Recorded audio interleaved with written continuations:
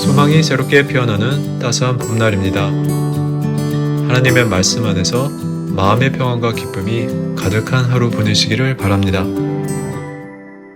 4월 2일 매일 말씀 묵상입니다. 오늘 함께 읽을 하나님 말씀 마태복음 27장 39절부터 44절까지의 말씀입니다.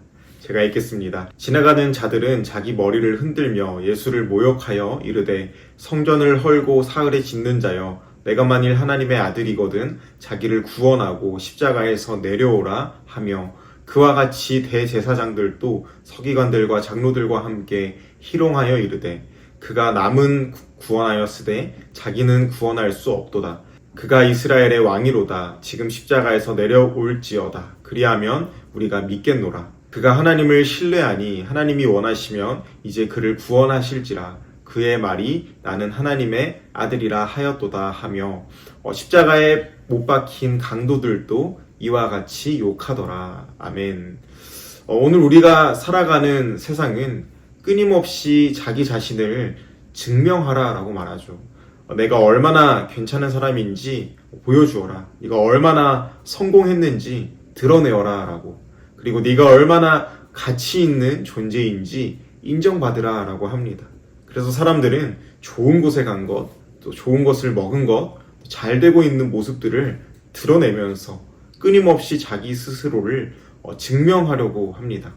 이것은 인간관계에서도 또 가정에서도 교회에서도 공통되게 나타나는 모습이죠. 오해를 받으면은 꼭 해명하고 또 나를 낮추거나 무시하면은 내 힘을 보여주고 싶은 것이 사람의 마음인 것 같습니다. 오늘 본문에서는 십자가에 달리신 그 예수님에 대해서 볼 수 있습니다. 십자가에 달리신 예수님을 지나가던 사람들이 희롱하고 또 모욕하고 비방하고 있죠. 이 40절의 말씀 보면은 지나가던 사람들이 성전을 헐고 사흘에 짓는 자여 네가 만일 하나님의 아들이거든 자기를 구원하고 십자가에서 내려오라 라고 말합니다. 그리고 41절 말씀 보아도 대제사장들과 또 서기관들과 장로들이 예수님을 조롱하죠. 그가 남은 구원하였으되 자기는 구원할 수 없도다 라고 조롱합니다. 심지어 함께 못 박힌 이 강도들, 죄수들마저도 예수님을 조롱하고 있습니다. 불과 며칠 전에 예루살렘으로 입성하면서 호산나 다윗의 자손이여 라고 예수님을 찬양하였던 그 무리들조차 예수님을 조롱하고 있는 그런 상황 속에 있습니다. 그들은 예수님께 네가 진짜라면은 증명해 보아라. 네가 하나님의 아들이라면 보여주어라. 너의 능력을 입증해 보아라 라고 말하고 있습니다. 하지만 예수님은 스스로를 증명하지 않으십니다.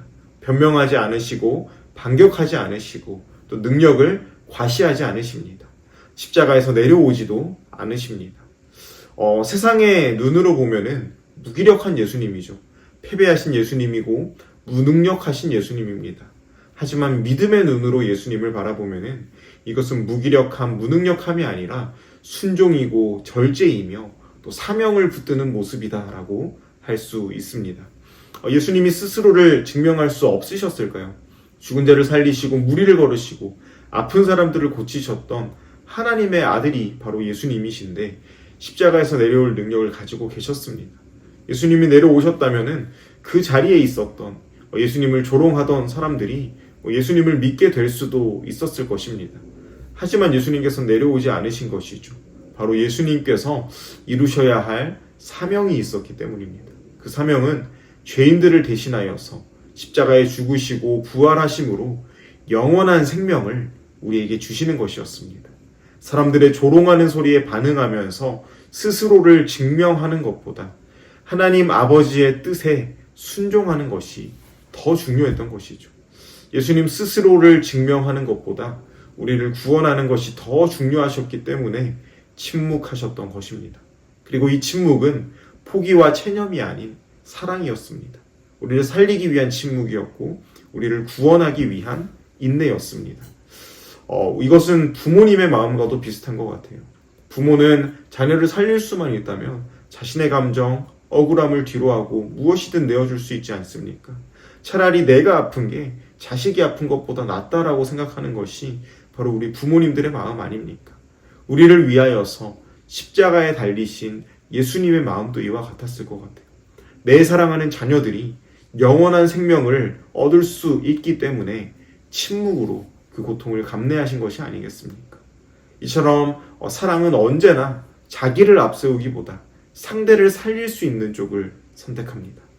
예수님의 십자가도 마찬가지입니다. 주님은 자신을 변호하는 대신 우리를 구원하신 것입니다. 그래서 예수님을 닮아가는 이 길은 자기 증명이 아니라 자기 부인의 길입니다.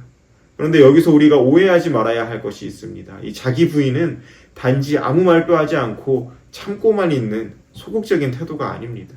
성경이 말하는 자기 부인은 나의 자존심을 죽이고 내 감정보다 하나님의 뜻을 앞세우고 나의 억울함보다 하나님 나라의 크신 목적을 더 중요하게 여기는 그 믿음의 순종이죠. 예수님께서 침묵하신 것은 약해서가 아니라 아버지의 뜻에 자신을 온전히 맡기셨기 때문입니다. 마찬가지로 우리도 때로는 말할 수 있지만 말하지 않는 순종이 필요하고 반응할 수 있지만 반응하지 않는 절제가 필요합니다. 그리고 그것은 지는 것이 아니라 믿음으로 맡기는 것입니다. 세상은 그것을 패배라고 말할지 몰라도 하나님은 그것을 순종이다라고 말씀하십니다. 사랑하는 성도 여러분, 예수님을 닮아서 자기 부인의 길을 걸어갈 수 있는 저와 여러분들 될 수 있기를 소망합니다. 우리는 조금만 무시당해도 견디기 어렵습니다. 조금만 억울하거나 조금만 자존심 상할 일이 생기면은 나의 감정대로 반응하고 싶어 합니다. 왜냐하면 아직도 우리의 자아와 혈기와 또 옛사람의 본성이 우리를 붙들고 있기 때문이죠. 그러나 예수님을 닮아간다라는 것은 단지 증명하는 길이 아니라 자기 부인의 길을 걸어가는 것입니다. 그리고 예수님을 믿는다라는 것은 예수님의 능력만을 믿는 것이 아니라 예수님의 길을 따르는 것입니다. 그 길은 좁은 길이죠. 쉽지 않은 길입니다. 억울할 때도 있고 힘이 들 때도 있습니다. 때로는 침묵해야 하고 때로는 참아야 하고 때로는 나의 자존심을 십자가에 못 박아야 할 때도 있습니다. 하지만 바로 그 길이 예수님의 길입니다. 그리고 주님께서 먼저 가신 길이기 때문에 우리도 따라갈 수 있습니다. 우리 힘으로는 어렵지만은 십자가의 주님을 바라보면은 그것이 가능합니다.